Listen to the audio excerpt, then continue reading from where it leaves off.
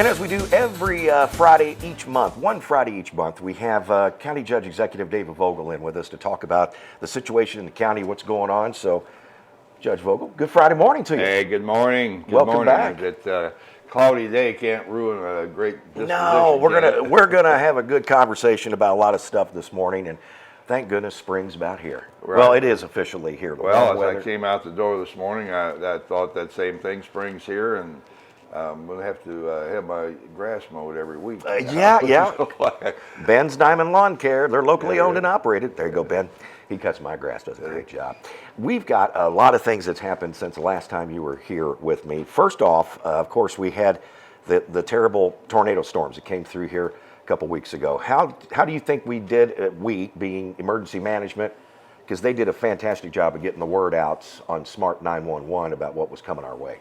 Well, I'm very happy with what emergency management did. They really communicated well, and everybody that I'm aware of was prepared for a storm to come. Of course, we had a few people that weren't prepared for what the storm did to them.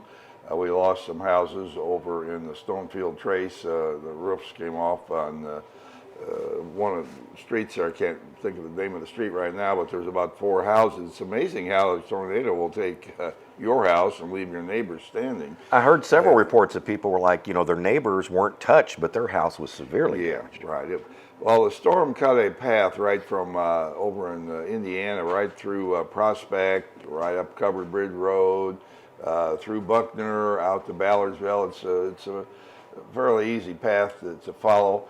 We had a lot of wind damage, of course, trees down, a couple of hundred trees, a lot of other brush came out of the trees, and road department, we're picking up storm damage. Now, if people take it to the side of the yard, they have to drag it over there, and we'll pick it up and take it away and chip it or burn it at the road department. We're not prepared to pick up huge parts of a tree that our people can't actually physically pick up. You have to call a commercial service for that. But I think we did well. I'm sorry for the damage that some people had to endure, and we're going to continue to have to deal with for some time to come here. But we got through it without anybody being hurt, so that's the most important thing. Yeah. Now, for residents who may have a lot of debris from the storm, do they need to call the county? Yes, they can send my deputy, Joe Ender, jender at oldhamcountyky.gov, or call my office, 222-9357. Give us your address, and we'll put you on the list. There's a lot has been picked up. There's still a lot to pick up. The only stipulation we're putting around is we're trying to pick up storm damage, not everything that everybody has across the county that they were trying to get rid of earlier. That if the storm didn't actually hit hard in your area, we reserve the right to reject what you're putting out, but we're trying not to do that. Right. And since we're talking about Smart 911 or 911, of course, a couple weeks ago, Oldham County Police had that suspect that was on the loose in was it Pee Wee Valley? Yes, Pee Wee Valley.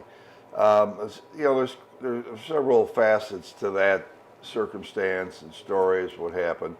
The Smart 911 should have been activated. A decision was made on the ground because there was a lot of police, fire, we had drones up, helicopter, blue lights, sirens, in a concentrated area that did really alarm the people living there. And we didn't communicate adequately. We learned a lesson there. But there's reasons for that. The person came into the county with a stolen car. We have cameras set up to take pictures of license plates when they come into the county in certain locations. Highway 22 is one of them. We want to know, many people come out here to steal things from somewhere else will actually arrive in a stolen car. Sure. And so it gives our police an alert. This person came in the county, had a stolen car. Police knew within seconds that it was here. It didn't take very long for an officer to find him. He chased him. The guy abandoned the car on Friendship Manor Drive in Pee Wee Valley and ran. Okay, well, that's they were looking for the guy, but later a report came that he had broken into a house and stole 3 guns and some clothing. Well, that escalated the situation immediately. Right. The guy got guns here with him. So other officers came in, and then the Louisville police helicopter was called. Our drone team came out. An extensive search went on for this individual. And eventually he was found the next day, but that night he wasn't, and people were getting concerned. So I'll just say this, that the decision was made on the ground. Chief Smith thought we should activate 911. The commander at the scene, weighing everything he had, felt that he shouldn't. And the reason was the drones, as they fly, they pick up a heat signal from the ground. And actually, they were looking for an individual running through the woods and so forth there.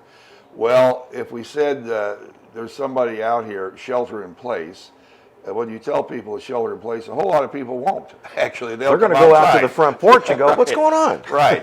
And that actually would create a huge number of additional heat signals and totally confuse the search.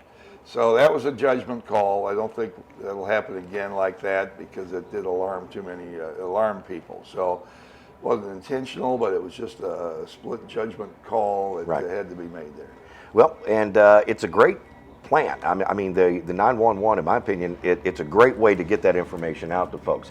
And we're going to have Zach on with us, the lead of emergency we have, management. I believe, I'm a bad one to quote specific numbers, because so many of them are out there and they're told to me, but I believe we have about 22,000 sign-ups for Smart 911 in the county. We're always trying to get more new people arrive, or people don't have it.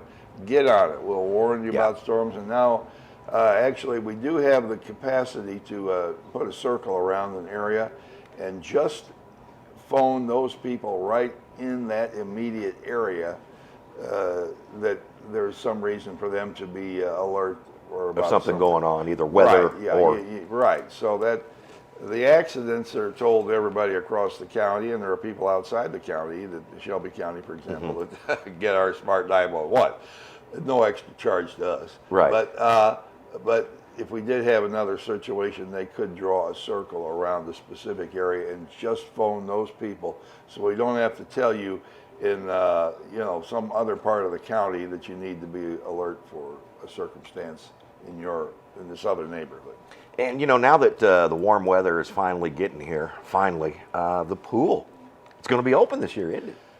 May 25th, the pool is going to open. We're offering bicentennial discounts to people who buy their family or individual pool pass in May. And and I believe, I hate to say this, but I think it's going to be the case. We're going to have the opening day, I think, will be a free day. Now, the only issue with a free day is that we can only handle 500 people in this pool. Right. So if 800 people show up, 300 are going to have to stand outside the gate and wait till somebody leaves. Right. And we'll be promoting that too when we get closer to it, to remind people. So we're excited. The big slide is up. The water is going in here in just a very short time, and the water will be at the right temperature this year. Because you're not having to constantly fill it. Right, that's right. We had to put a lot of water in the previous leak, so we're excited about this, and I know people are going to really enjoy coming. It's a few new things there, but the big slide is bigger than ever, and it's a long path from top to bottom. That's going to be fun. The kids should get a good ride. Can adults ride that too? If not too heavy? I guess so. There may be a weight limit if you're, I have to take my weight before I go in there. And one thing before we finish up for this this moment today, AT&T. What's the latest on that? Because they've been in town for a while now, running fiber and so forth. AT&T has had an army of technicians in our county running fiber, signing, people getting connected to the internet. It's gone extremely well. There are a few corners here and there left where whatever something.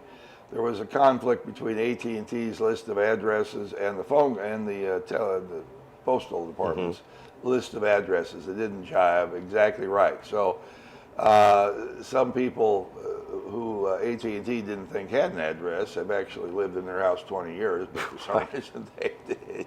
AT&T didn't have their address. I don't know what that glitch was all about, but it's gotten straightened out, and there was a conflict between the construction people and the sales people, where construction people told me my house was lit. I called to get the service, and they said, "Oh, you're not lit yet." So nothing can go perfect. Sure.